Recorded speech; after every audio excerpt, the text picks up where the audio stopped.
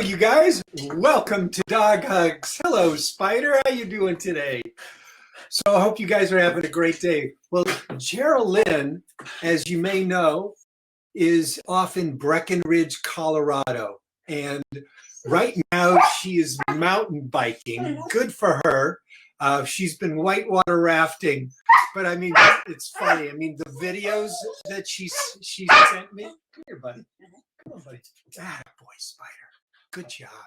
The videos that she's sent me have not been about, predominantly about those kinds of outdoor activities. They've been about dogs. You know, it's like, how does the saying go? You can, let's just go ahead and play this instead of my trying to make a silly pun here. So here, let's see here. So she's sending video about dogs. This thrift shop is for Pet's Sake in Breckenridge, Colorado. And here's the doggy hydration station. We talked about doggy hydration earlier this week. And of course, here she is just showing her love of dogs. Thought you guys would get a kick out of this. I certainly did. She sent like minutes and minutes and minutes of her playing with dogs. So it was really such a treat.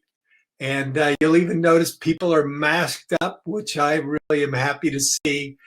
And it looks like she's having a good time. Of course, she goes into a store. What does she see? Dog clocks. And beautiful Swiss mountain dog, I believe. And I'm looking at the sign that goes axe throwing. That's what I'm interested in. But Geraldine, nope, she wants to look at the dogs. Oh, this is great. And then finally, we'll end up with a little bit of puppy love for you guys here.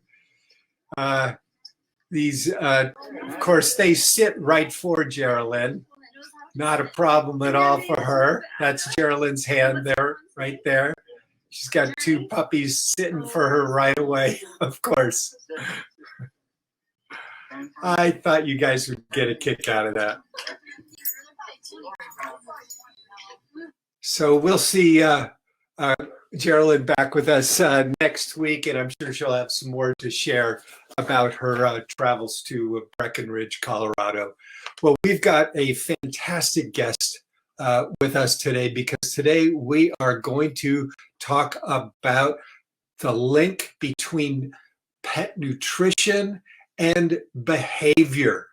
Geraldine says what goes in as food comes out as behavior. So we've got a fantastic expert and visionary with us today, Dr. Chris Hansen. Perhaps you've seen him as the awesome host of Ask Our Vet Wellness Series, a weekly interactive and educational Facebook live stream Q&A with Earth Animal Stores and Pet Products, which was founded by Dr. Bob Goldstein and his wife, Susan Goldstein. Now, Dr. Chris Hansen runs the Ash Creek Animal Hospital in Bridgeport, Connecticut, which has been voted one of the best of Fairfield County for many consecutive years. Dr. Chris is a member of many veterinarian societies and has worked with Earth Animal on product development. So today we're going to talk with Dr. Chris about nutrition science and behavior. Welcome to Dog Hugs, Dr. Chris Hansen. Thanks for having me, Larry. I appreciate it. Okay, so first of all, we've got this wonderful, oh, you know what? Maybe you haven't seen this, Dr. Chris, but I've got this rambunctious cattle dog. Yeah. And up there, he is seeing the busy box that I've created with some treats in it. So we're going to get him started. Okay. A few treats wrapped in each one of these towels. Maybe you know this wonderful little trick here. I do know it, yes. Yeah, and we'll get him going on over here. Oh, he is so ready. He's ready. Can we have a nice little sit, my friend? Back up. Come here. Do a trick for the folks. Huh? Oh, that was a good jump. All right, close enough. Here you go. Have at it. He'll probably be back with us in what, 2 minutes? Yeah. Uh, so you, I want to put on screen this wonderful image of you holding a tiger cub. Yeah. What a great experience that must be to hold this kind of life. Yeah, it's really amazing. I was very lucky in veterinary school to be able to work during my clinical rotation when I was out at University of Missouri to work on a Siberian tiger cub, and it was one of the coolest things that I've done. It had some medical issues. It was 4 to 5 months old, and I was on a certain rotation that allowed me to assist with that. And I was able to spend a few weeks with it, working with it, and it just made me in awe of the species, how just unbelievable they are, how powerful they are, even at that size. And you have to be careful when you're handling them. Obviously, they're a wild animal, but and when you have to fight the urge the whole time because all you want to do is snush them, right? Really cuddly.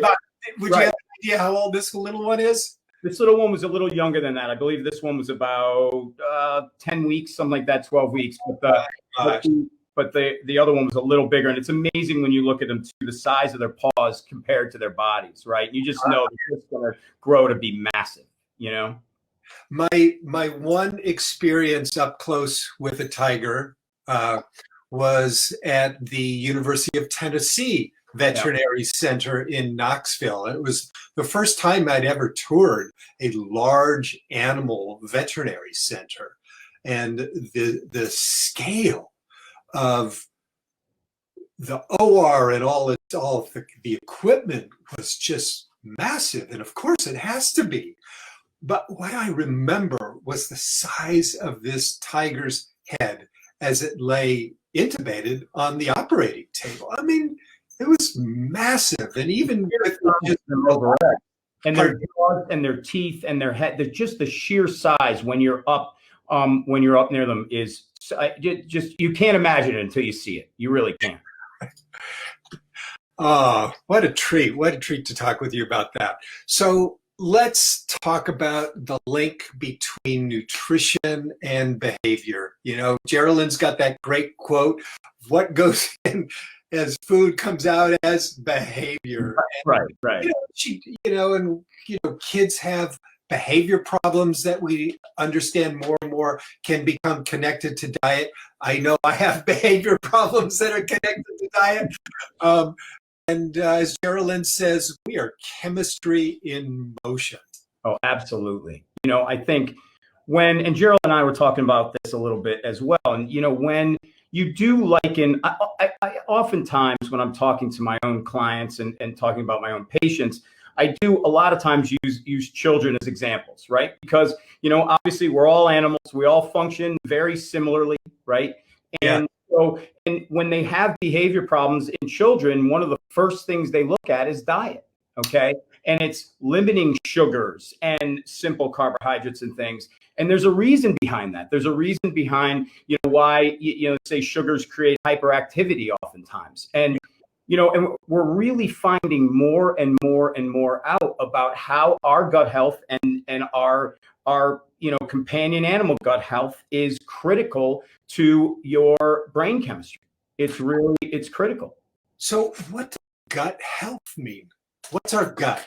So our gut is, when they talk about a biome or a microbiome, your gut as a whole has all sorts of different bacteria in it, right? And it's really its own little world, right? And as anything else, you need balance in that world. And if it starts to get off, you can get a overgrowth of certain bacteria that cause inflammation. Inflammation in the body is never good and can be manifested throughout the body. As well as, again, as they're finding, more and more, we're starting to talk about microbiome testing, right? Yeah. This is relatively new. what is new to me is this idea, and of course that there is, as you call it, this microbiome inside of us. There's this, we are containing this world. Exactly. And if you get one way or the other, if you don't maintain harmony, if you will, or balance in that, it can, and it's not just GI problems. It manifests itself in problems all across your body. All right. And like I said, more and more recently, and more data is suggesting that it also causes different chemistry problems in the brain. And, they did, just to bring up, the University of California last year had done a study. I was looking at it, and they've made a positive correlation between gut health and bad bacteria overgrowth to problems with serotonin release, to, and how animals, how their mood is, their behavior, and possibly even how they react to fear. And that's a big thing. That makes a lot of sense. I mean, what we've learned on this show about serotonin is that it is connected with fear. Right. So to hear that this is now being quantified, and when you talk about the University of California, you're talking about the Vet Center at Davis? Right, at University, yes. Yeah. And Yeah. so it is, it's really interesting. And as I'm starting to see the advent of the microbiome testing that they're doing in animals, I mean, so just taking a step backward and kind of looking at the beginning, when someone comes into me, or I get a phone call from a client about a patient, we start to talk about behavioral issues, either new or ongoing, or, the first thing that we want to establish with that animal, okay, is we want to establish that they are otherwise healthy, that there's not a physical or an illness issue that is being manifested as behavior, right? So in your clinical practice, that'll be, when you're taking a history, that is a really important part of the history. Huge part of it, and again, we get back to what foods they're on, what are they feeding? Do they give people food, which we'll also, I would imagine, touch on today, right? Yes. It is, it's guilty as charged on occasion. I'm trying to get better and better about that. And, I'm always an open book with people. And, before, I've had animals my whole life. Okay. And it's probably, my mother rescued animals when I was young. I was around. We always had multiple pets, cats and dogs and whatever little animals she was trying to rehab. And so we had animals. And it likely is the reason why I chose the profession I chose. Right. But, I was also, I had to, my first 2 months in veterinary school, I had to make a phone call hold to my mom once a week saying, Mom, you can't give the dogs this. Mom, you can't give the dog this, right? Because all of a sudden I became in the know. It's not okay. You probably don't want to sit and share your popsicle with your bulldog on the couch, right? Those are all, you learn when you go. So, and I always tell these stories to my clients. I'm like, listen, we all can make mistakes sometimes, obviously, and even, I mean, you have your companions looking at you, and you have a bowl of popcorn, and your dog's sitting right next to you with that look on their face. And I understand it, but ultimately, ideally, that what they call, the dietary indiscretion, if you will, right, of them either getting into something and eating something, or you giving them people food, can manifest itself poorly, both physically and mentally, obviously. Yeah, that really makes a lot of sense. So it's interesting to hear that now that that's being quantified. This study that you mentioned at the University of California Davis Medical Veterinary Center is really quantifying that relationship between nutrition and serotonin, which causes fear.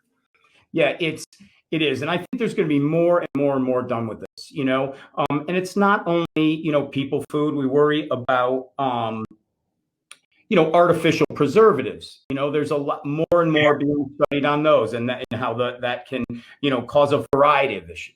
Right? I've heard at least some hypotheses, maybe it came across as preliminary data, that the link between those preservatives and illnesses such as cancer.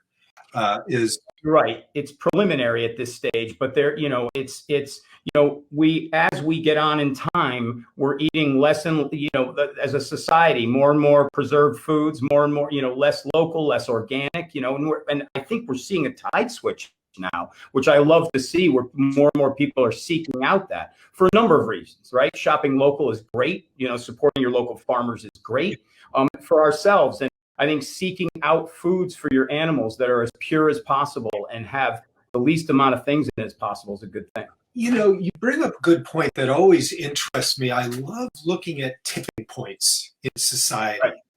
And it's sometimes hypothesized that when 10% of the society changes a belief in a big way, that can really cascade into a whole new way of thinking and acting. Into a movement, right? I mean, you can get into, right. Yeah, I think you're right. And I do see, it's really, I've always believed in an integrative medicine approach. It's why, knowing Dr. Goldstein, for these many, many years and working with him in an integrative approach at my own clinic and being able to learn from him has been imperative in my growth as a veterinarian. But I've always believed in the integrative approach, and I think more and more people seem to be asking for that and asking for natural products and asking for less preservatives and more, more wholesome things. And so I do see that, really as a growing tide. Yes. So if there's a link between bad diet and bad behavior and bad brain health, there's got to be a link between good health and good behavior and good brain health.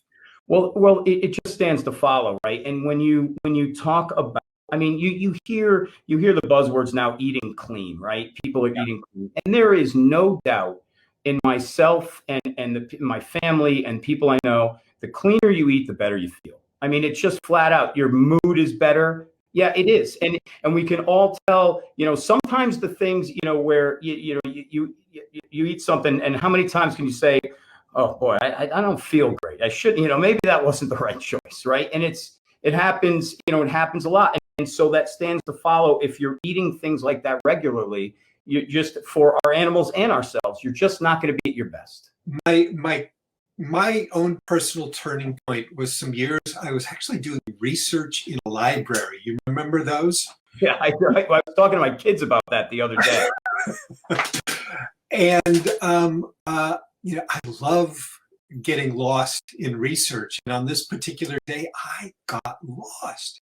And suddenly I'm having this wicked sugar spike. And it's like, oh, good Lord, I've got to get some food in me real quick. Mm-hmm. I made a really dumb nutrition move. I bought, do you remember the Hostess Snowball cupcakes? Oh, I sure do. Oh, yeah, baby. It's like it brought me back to my childhood. My brain was already a little out of whack, and I want those. Right. Oh, good Lord. Yeah. Yeah. And my sugar went boop, and then I crashed. I was flat out for the rest of the day. Crash and burn it. And, and I can see that if, myself, if I'm at a rush and I'm really busy and I try to grab something quick that's pre-made or processed, yeah, how poorly you feel a couple hours later. It doesn't satiate you. Maybe at the time it's fine, but it doesn't satiate you long term. And again, we are all so close as animals, like I said, people always talk about veterinarians and small veterinarians. Oh, you work on so many different animals and species and things like that. And the fact is, yes, we do. And they're all slightly different, but we're all very similar in most ways, Yeah. And so I think oftentimes, when what you can apply to us, you can apply to them. Yeah. Well, I know you are very picky about the kinds of companies that you choose to work with. And you made a big decision to spend some time with Dr. Bob Goldstein and his wife, Susan, and made a decision to work with their company, Earth Animal.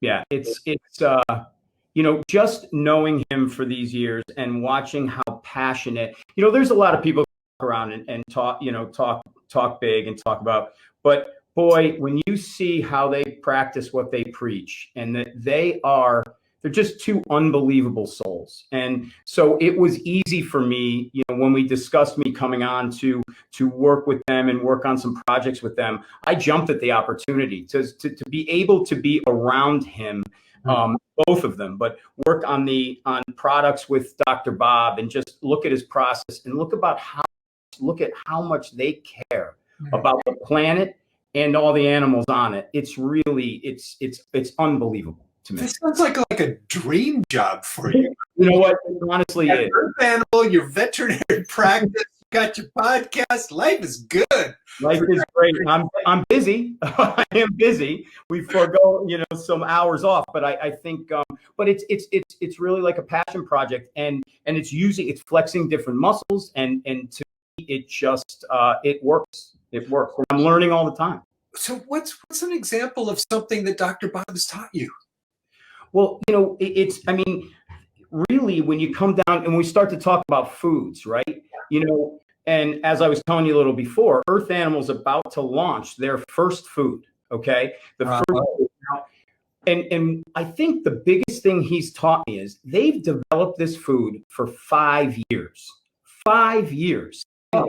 And because to Bob, it would, it little tinkering here, just minor things can take. And just because to him, it wasn't perfect, and he wasn't going to release it until it was perfect, and perfect in all aspects, with the digestibility studies, which are off the charts, again, doing microbiome studies on these animals that are eating it. And just so to me, it just, what he's taught me is that if it's a passion of yours, all right, that you have to put your heart and soul in. It doesn't matter how long it takes. It does not matter how long it takes. There's no rush to rush a product out. It's really just, it's about making it right and how it's going to work. Really, ultimately, the number one reason is for the animal's health. Wow. And they believe that too. And just every day I see it. Well, bravo. I know the perfectionist in me, right. Be really careful about not spending 5 years on editing a video or something like that. But editing a video ain't food science. No, you're exactly right. And just just a lot of thought, a lot of heart and soul. And so it's exciting to be, and it was exciting for me to come in on this at with the last year when the product was really just being fine-tuned. And just learning so much from him on overall pet health and holistic approaches to everything. Everything that I know holistically is from him. It really is. And so I think this wisdom food is just going to be off my dog is eating it currently and doing fantastic on it. I think it's going to be wonderful. It's going to be out in September.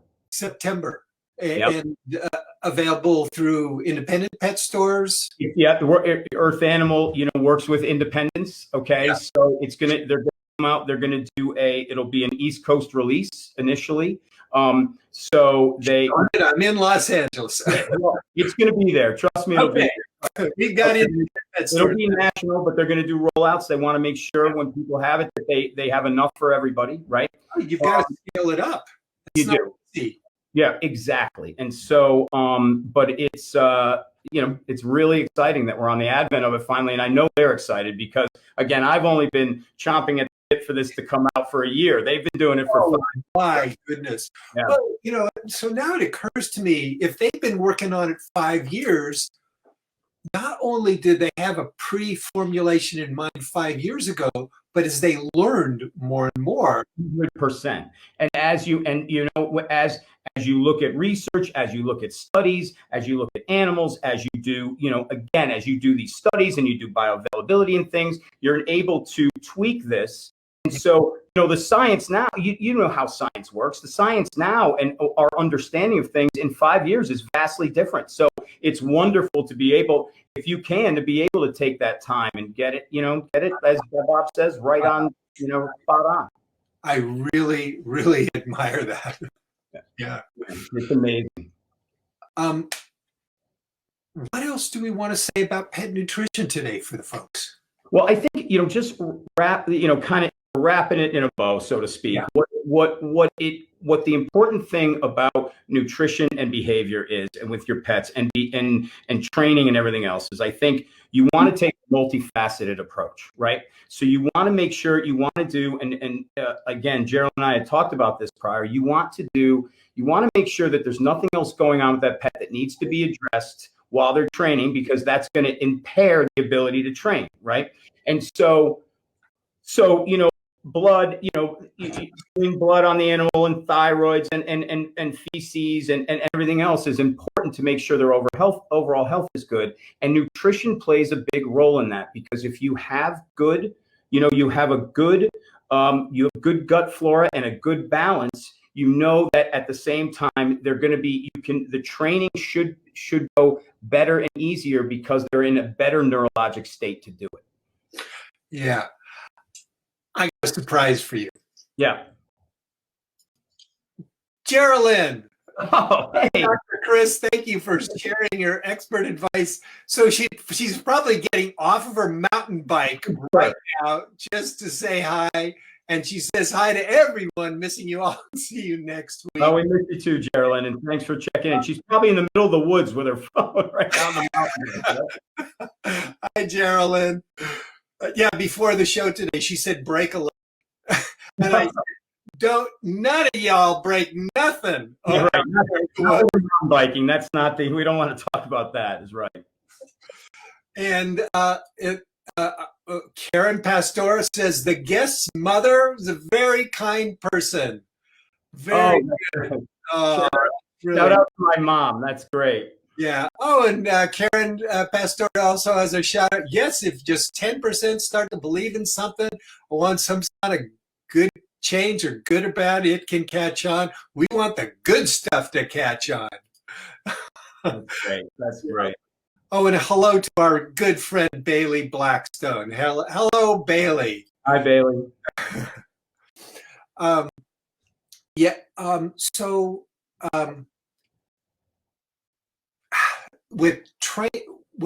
You mentioned the link between training, behavior, nutrition.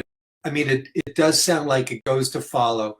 If I want to improve my training with my dog, I want to minimize the serotonin, the fear, what is that called? Hormone? Fear response, right. So, their response, how animals, your brain chemistry being, in sync is critical on how you, myself, or our animals react to fear, right? So that's where the link is starting to be shown. And like we said, 70% of your immune system is in your gut, right? Which is amazing. 70%. Wow. And you see this talked about all the time, but, and we keep going back to it. But the fact is, a healthy gut means overall a much healthier animal and a healthier person and a much better mental status, frankly. Yeah, it really makes sense. When I've been in school, I did a lot better when I was eating my good food rather than my host of snowballs. Well, and when you're talking about, with people, and you eat, if you sugar load, and we have that sugar crash, look how, most of the time, look how crabby you get when you have it, You get really, you just get crabby. You don't feel good, and so I think all that is very important, and we extrapolate that right to our animals, right? Yeah, that's great. Dr. Chris, this show always loves to give shout outs to shelters. So what's your shelter shout out today? So my shelter shout out is the Farm Sanctuary up in Watkins Glen that rescues abused farm animals. Okay, it's something that's near and dear to Susan and Bob's Goldstein's heart, and I think they do wonderful work, and I think deserve every shout out we can give them. Oh, that sounds great. Yes, yeah. Mine today goes to the Humane Society of Southern Arizona. As you know, the folks right now in Arizona are really hard hit by COVID. Yeah. And, just want to send my friends out there a real blessing. And you guys next week I'll try to get an update for you on how they're doing out there. Yeah. Oh, good. Yeah. And Dr. Chris, this show is really about gratitude and blessing. Today, I'm really giving my gratitude and blessing to Robbie, and also to, of course, Geraldine, Right. who introduced us today. I hope she's having a good and safe time mountain biking. Me Not too. dogs while she's on her mountain. Me too. Yeah, and absolutely. I thank her very much as well for having me on, and a lot of gratitude goes to her. And for me also, like I've been talking about, really my gratitude so deeply lies with Bob and Susan Goldstein. The two of them inspire me every day. Every day. So looking forward to meeting them. Oh my God, they're wonderful. People. Yeah. They truly are. The whole staff, this company, Earth Animals as a whole, is just full of such compassionate people, and just, it's a pleasure for me to come in here. I'm in here now, and just a pleasure for me to come in here and talk to these people on a daily basis, because they are so compassionate about animal health and safety. Oh, that is beautiful. Well, folks, we really enjoyed doing the show for you today. Hope you guys have a good weekend. Thank you so much for being with us today, Dr. Chris Hansen. And we'll see you guys again next week. Take care. Thank you very much. Thanks a lot again. You bet.